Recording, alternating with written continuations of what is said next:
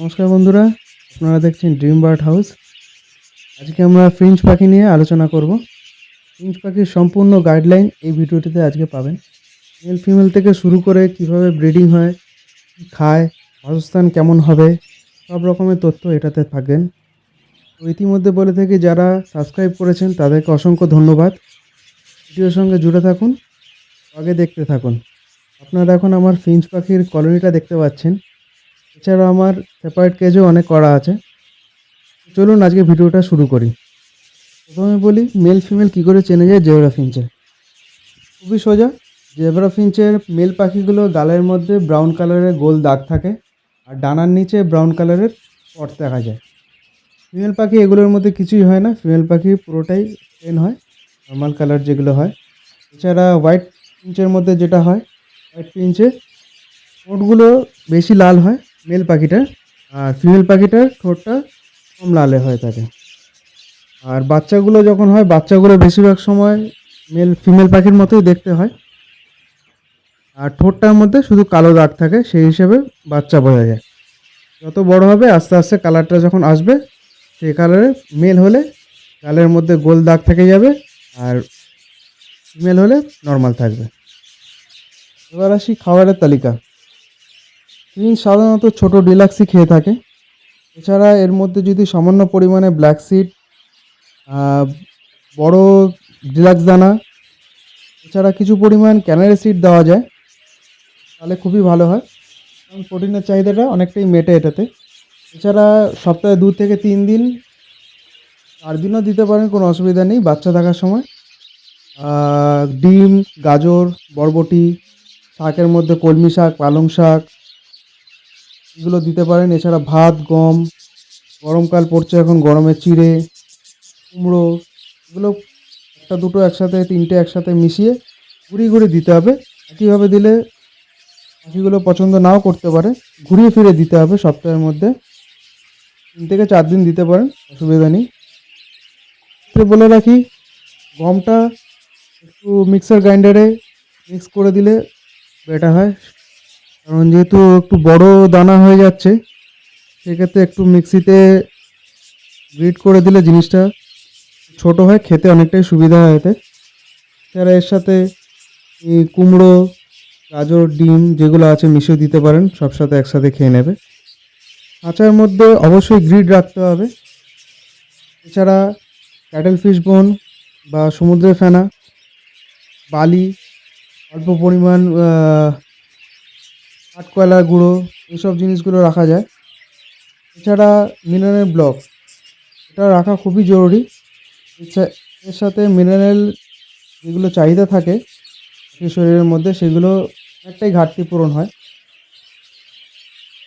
এখানে কাঠকয়লার গুঁড়ো পরিমাণ অনেকটাই কম রাখা উচিত, কারণ বেশি খাওয়ানো এগুলো ভালো না। কাঠকয়লার গুঁড়ো সবগুলোর মধ্যে অল্প পরিমাণ দেওয়াই ভালো। এবার চলে আসি বাসস্থান। বাসস্থান হিসাবে জেব্রা ফিঞ্চের একজোড়া যদি জেব্রা ফিঞ্চ রাখা যায়, 24 ইঞ্চি লম্বা, 12 ইঞ্চি চওড়া, 12 ইঞ্চি উচ্চতা বিশিষ্ট যে কোনো খাঁচায় একজোড়া ফিঞ্চের জন্য খুবই ভালো হয়। এছাড়া কলোনি যেমন আমার দেখছেন, কলোনির মধ্যে আমার এটা 5 foot by 1.5 foot by 3 foot height আছে। এক্ষেত্রে আপনি 10 থেকে 15 জোড়া খুব অনায়াসেই রাখতে পারবেন, কোনো সমস্যা হয় না। দেখতে পাচ্ছেন, পাখিকে যতটা পরিমাণ বড় খাঁচা দেয় সেটাই ভালো, কিন্তু যদি একজোড়া রাখা হয় তাহলে এই 24 ইঞ্চি লম্বা, 12 ইঞ্চি চওড়া, 12 ইঞ্চি উচ্চতা রাখলে অনেক ভালো। এছাড়া বলা যায় ফিঞ্চ পাখি অন্যান্য পাখির তুলনায় যথেষ্টই শান্ত, সে কারণে যেখানেই রাখা হোক এরা ব্রিডিং ভালোই করে। ফিমেল পাখি 4 থেকে 5টা, অনেক সময় দেখা গেছে 7টা 8টা পর্যন্ত ডিম দিয়ে থাকে। মেল ফিমেল দুজনেই ডিমে পা দেয় এবং বাচ্চা খাওয়াতে দেখা যায়। ডিম থেকে বাচ্চা ফুটতে 12 দিন 13 দিন টাইম লাগে, এবং এর থেকে 25-26 দিনের মধ্যে বাচ্চাগুলো বাসা থেকে বেরিয়ে চলে আসে। জেব্রা ফিঞ্চ 4 থেকে 5 বছর অবধি বেঁচে থাকতে দেখা গেছে। সঠিক পরিমাণ পরিচর্যা আর সঠিক খাবার দাবার পেলে এরা 4 বছর অবধি ব্রিডিং করে থাকে।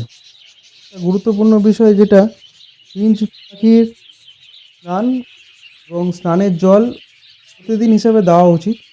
এখন যেহেতু গরমকাল আসছে, শীতকালে তুলনামূলক কম হয়, কিন্তু গরমকালে প্রতিদিনই স্নানের জল দিতে হবে। অনেকে ভুল ধারণা থাকে যে স্নান করলে ফিঞ্চ পাখির ঠান্ডা লেগে যায়, এটা ভুলই। চলুন এবার আসি ফিঞ্চ পাখির ট্রিটমেন্ট, রোগ এই সম্বন্ধে। অনেক সময় দেখা যায় পাখি দুর্বল হয়ে গেছে, পাতলা পায়খানা করছে এবং চোখে নাকে জল ঝরছে। সেক্ষেত্রে আমি ডক্সিসাইক্লিন ইউজ করি। এই ওষুধটি খুবই কার্যকরী এই রোগের জন্য। যদি দেখা গেছে চোখ ফুলে গেছে, চোখ লাল হয়ে গেছে এবং শ্বাস নিতে অসুবিধা হচ্ছে, তাহলে চোখে সিপ্সলক্স আই ড্রপ আর লিওফ্লক্সেসিন জলে গুলে দিলে খুবই ভালো কাজ করে।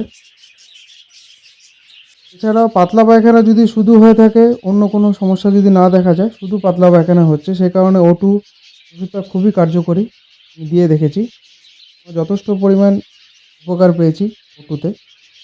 এছাড়া ঠান্ডা লাগা, ঝিম ধরা রোগ এতে লেগেই থাকে। যেহেতু শীতকাল গেল সবে, ঠান্ডা লাগা, ঝিম ধরা এটা থাকে। অ্যামোক্সিসিলিন ওষুধ খুবই ভালো এটার জন্য। দুটোই ব্যাকটেরিয়া ও ফাঙ্গাস কারণে হয়ে থাকে। এছাড়া আর কিছু রোগ হয়ে থাকে যেটা ভাইরাসের কারণে হয়ে থাকে। সেই কারণে কোনো মেডিসিন দ্বারা ট্রিটমেন্ট নেই, শুধু সহায়ক ট্রিটমেন্ট করতে হয়। যেমন পাখির পালক কম ওঠা, পাখি উড়তে না পারা, ঠোঁটের আঁকাবাঁকা হওয়া, ঠোঁট পরিষ্কার নর্মাল হয় না, যেটা বাচ্চা অনেক মারা যায়, সেগুলো ভাইরাল এফেক্টের ফলে হয়ে থাকে। এরকম কোনো সমস্যা দেখা যায়, তাকে একটা সিজন বা দুটো সিজন পাখিকে রেস্টে দিতে হবে। এটাই সবচেয়ে ভালো ট্রিটমেন্ট। পাখিকে রেস্টে দিতে হবে এবং পাখির ব্যবহৃত প্রতিটা জিনিস, বাসা থেকে শুরু করে, খাঁচা থেকে শুরু করে সব কিছুই পরিষ্কার রাখতে হবে। ডেটল দিয়ে, ফিনাইল দিয়ে ভালো করে পরিষ্কার করে পাখিটাকে আলাদা রেখে, তাকে রেস্ট রেখে রাখলেই এই রকম সমস্যা থেকে দূর হয়। অনেক সময় এগুলো হয়ে থাকে, ভাইরাল এফেক্ট। তো আজকে ভিডিওটা এখানেই শেষ করব। যারা ইতিমধ্যে সাবস্ক্রাইব করেছেন তাদেরকে অসংখ্য ধন্যবাদ এবং পাশে থাকার জন্য। নতুন যারা ভিডিওটা দেখছেন, দয়া করে চ্যানেলটি লাইক এবং সাবস্ক্রাইব করবেন ও পাশে থাকা বেল আইকনটি ক্লিক করে দেবেন। অসংখ্য ধন্যবাদ।